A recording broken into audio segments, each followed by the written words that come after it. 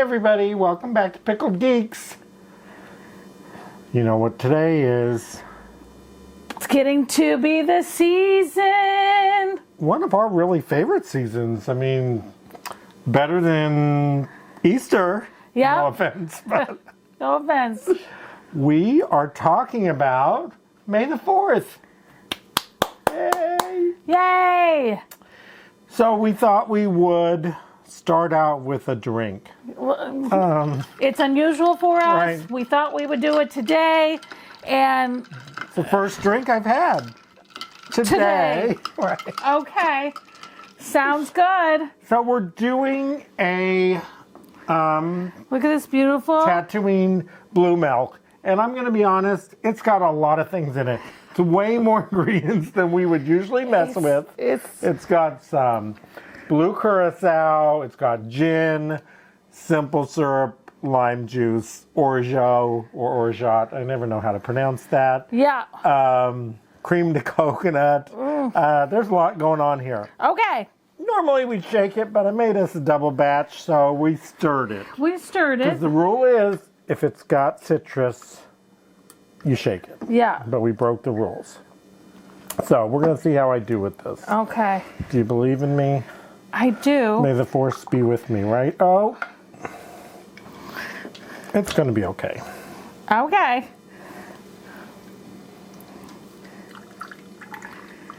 I mean, it looks like blue milk, It right? does, and it pours like it. It really does.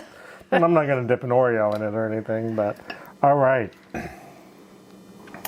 This came from Karen Grill at Sassafrass Grill in Los Angeles. Well, So I thanks, can't Karen. take it. I think she's got to be sort of geeky if she made that. I think so too. She's probably better with her bar tools too. Well, things are slippery. They are. Cheers. Cheers.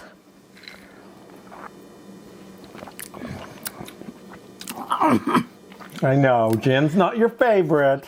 Right there, is that where it's getting you? It gets me right there, but you know, you can't be a bantha without a little blue. Exactly. It's a play on a pina colada. So, Okay. so plenty to talk about today.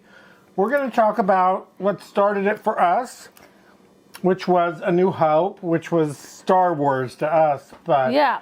we got lots to talk about, so let's get to that table. Let's get to that table. Top 5 things that we love about Star Wars. Let's do it. Let's do it. Hi, guys.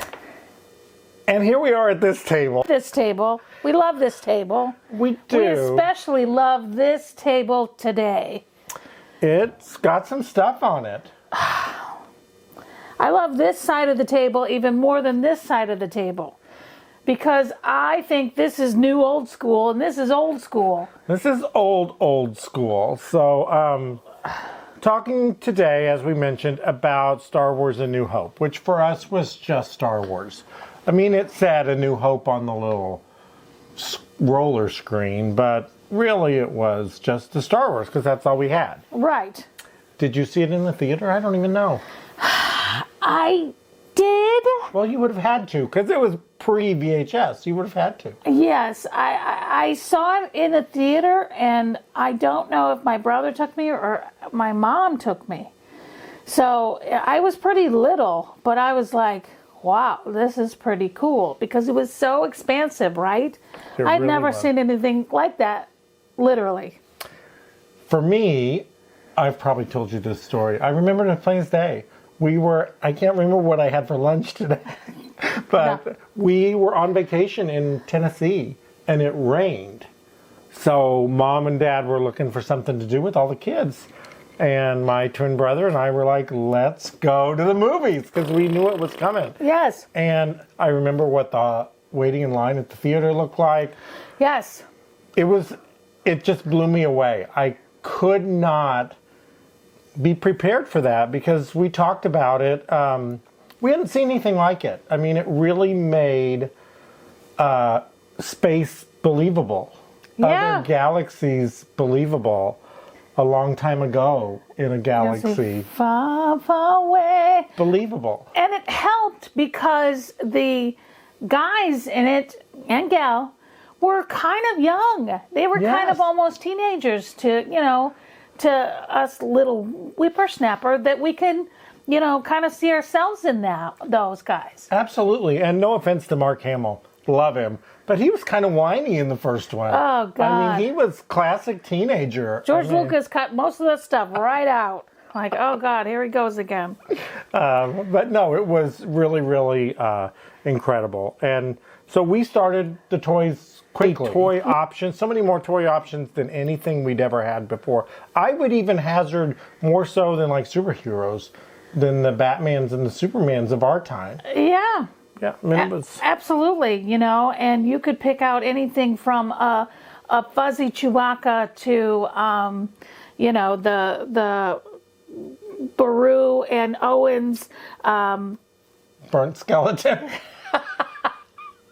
Not yet, but I'm sure you can get it now. Right. No, they're home. The Yes. shell, the igloo type thing on the, they live down. To Baru and Owen, should we cheers them? Speaking of, Bless their soul. With the yeah, little Tatooine blue milk. Sorry, guys, they got crispy. I mean, do we call that a spoiler alert? I think after this long, You guys know. we're okay. A New Hope, not for them, but for the Jedis to come. Yes. And so you didn't even know about that whole world coming up. But anyway, I mean, show us. I mean, so it started off, Sky Killer, Skywalker, ended up being the deal. And he ended up being the hope for all of these 20, 30, 40 cartoons, series, Disney Plus. Who knew Disney was going to purchase these folks right up? But anyway, I digress. We do digress. We want to keep this relatively short-ish. So go with this awesome Millennium Falcon. Yes. So I remember somebody had it like with the dental tape, with the dental... Yeah, floss. Yeah, that's it. Hanging from their ceiling long ago. I'm like, oh, this is awesome. And they even hung it from the ceiling. Right. Yeah. Now, we played with ours hard, as you can tell. It's got some real age on it, and we've had now 3 generations, because I played with it, and then my kids played with it, and now my grandkids play with it. Yeah. And so it has been well loved. I mean, my twin brother and I, we played with it out in the sandbox, because Tatooine was sandy, and you can tell by I don't know where my little R2 unit up there, He dirty. He's got no sticker left on him anymore. But, no, he's the most well-loved of, I think, the original figures. Yes. I do have C-3PO somewhere. Yeah, but yours is in great shape. Well, he's silver and metal. But yeah, this was an orig. So if anybody wants to purchase it. No, I don't even know how much they go for or whatever. But, I've had this one forever, and I even have more of the future the remaining 2 of the first 3 toys than these, because I just learned to ask for it. But what is this called? Where are the Jawas? I should have brought back the Jawas. I should have grabbed my Jawa. I still have a Jawa action figure in his little cloth robe. I should have grabbed it, but. The cloth robe came later, though. The first ones had the little plastic robe. Okay. And so this is the problem. Darth Vader had a plastic robe. Yes. Poor Ben, plastic robe. 40 years later, it doesn't hold up. No. But these are from, all of the figures here are from 1977, 1978. I love it. The Land Speeder was from 1978. And then we did have a few of the larger figures. We had Chewbacca and R2, Boba Fett. Boba didn't survive, and Darth Vader. Darth Vader didn't survive in the large action. Now, I don't remember, the large action, and they came in that black box. Mm-hmm. They were not just 12, they were bigger than, that's bigger than 12. No. That's... that is 12, but thank you so very much. That's bigger than 12, for sure. Not much. All right. Okay. Why does everybody doubt me? I know that that's bigger than 12. All right, I'll put it down here to see how tall Chewbacca is. But I'm just saying, they came and so we couldn't really afford that. So we went to, the smaller little guys with the Han Solo and the main figures, which we do not have anymore. Didn't they send folks like an empty back of the card to say, these figures, when the movie came out, these figures were not available. And they're like, oh, shit, we better do something. So remember, they were sent this big card saying, this is coming, this is coming, this is coming. I did not know that. Oh, yes. Really? Oh, my gosh. So you could pre-shop to build that anticipation. You could pre-shop. We'll put it down below. But I remember when it all started, none of this was available. And little Johnny's like, I'm going to need this. I'm going to need this. And Kenner's like, yeah, you are. And then I think that they took other existing toys, trying to shave them down and make them into this. But we'll put just a little bit of it in the show notes. You guys know more than us, but please we love comment and correct us. We love that. I know. So this video was going to be top 5, things that we love just about New Hope, just about Star Wars. Number 1, 1977. So number 1, merchandising, right? Yes. And so all the toys you could get at some point from this great movie that you saw, I don't even remember that with the Disney movies we saw, I remember Pete's Dragon. I mean, you couldn't get old Elliot in a figure until... No. And I think you said it best. It was so expansive. You could get your main characters for sure, but then, you also got the people in the cantina. You could get the Jawas and all of that. You had every character. You really could build the whole universe.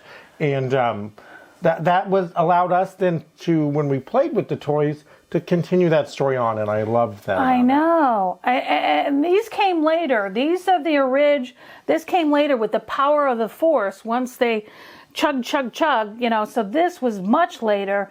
But, to relive with the action figures, about the same size in a situation, kind of like what, Funko does. They didn't originate that, but this is where they're in the cantina and, Luke's like, oh, I can't get here. I don't know what I'm doing. Whining again. I want to be a Jedi. I want to ship. I want to get out of here. Yeah. Well, who doesn't? Right. Snap out of it. And so these two were like, snap out of it. My friend doesn't like you. I don't like you. And then just, bleh. Right. You know what I mean? We'll put it better sound effects in the movie. We'll put it all in. But yeah, everybody got pissed, and Obi-Wan even saved him from the beginning to look for Han. Remember, they went to yeah, the cantina. Yeah. Mos Eisley, I think, was where it was. You got it. Right? You got it. I don't like you. Anyway. You do such a good voice. I know, I've said that before. And then number 2, for me, was the damsel in distress. She wasn't really that much of a damsel in distress. She really wasn't. She was tough. She jumped right in. I love it. How sassy she was when they saved her. I loved how she stood up to Darth Vader, and she was just amazing. And of course, she went on to be a general. And I just think that she set such a different tone for female characters in movies. 100%. And I'm going to piggyback on that. Was this a 3 with the buddy? You're ready for 3. The buddy movie? Yeah. I mean, it's the same deal. It's a buddy movie that I first saw with Star Wars. I didn't see Bonnie and Clyde. I didn't see any of that stuff then. This was my first. Isn't that funny? I mean, yeah, they were in space. Yeah, whatever. But same premise, George Lucas. What's his name? George Lucas. You were on it. You got it. I call him Luca. Oh, man. My name is You guys Luca. are close. It's okay. He'll be fine with that. I wish we were close. The buddy movie, part of it happened in Star Wars. And it wasn't just Luke and Han, it was Leia too. It was the 3 of them as buddies. Yeah, they, like bumbling idiots came in to try to save her, and she's like, you're a little short for a stormtrooper, aren't you? And what's the plan? Yeah. It's like, I don't know. We're here to save you. And she's like, yeah. Well, I don't know. But loved it. This was my first buddy situation, buddy movie. Number 4 Okay. was, for me, it made space real. And I mentioned that earlier. But we had seen space. I mean, we had seen Saturday morning cartoons and things like that. But this was believable. I mean, it looked so incredibly real. And the characters were believable. I mean, they didn't make it so fantastical that you couldn't relate to them. And I think that was a big difference for me as a 7-year-old. Yeah. Yeah. Were you 7? You're a little older. 77, I was 7. You were? I was. Well, I was younger. You are. 5, last but not least, is, of course, this is the entry into a universe of movies and war merchandise and Disney and worlds that we never thought we would see at Hollywood studios. Right. Real life Millennium Falcons. So you gotta love it. You gotta go back to it. I was kind of mad that the prequels came out to, make this number 4. I'm like, this is not number 4. Yeah. Oh, no. I mean, there are more issues than that about the prequels. Oh, well. And that's a topic for another episode. And we're going to keep going throughout the month of May because guess what? The first 3 movies were released in the month of May. And I mean, I think we live in the golden age of geekdom anyway. But, I think that has allowed us to expand this universe more than I ever imagined as a 7-year-old kid. And I'm not, again, topic for another day, but they haven't all been Grand Slams. I mean, there have been some mixed releases, and there maybe have been some things that we didn't need, but maybe that's a whole episode unto itself, what we didn't need in the Star Wars universe. Right. Because I got some thoughts. oh, let me yeah, tell ya. that is good. Yes. Oh, God. Yes. So, lots more to talk about. Yes. But until next time, stay pickled. Stay geeky. May the force be with you. Absolutely. Oh, hold on. Don't go yet. Because these, we're going to continue to talk about Store Wars. Thank you for remembering. Oh, yes. But it's hilarious, the word store come because there's so much merchandise. Star Wars in the month of May.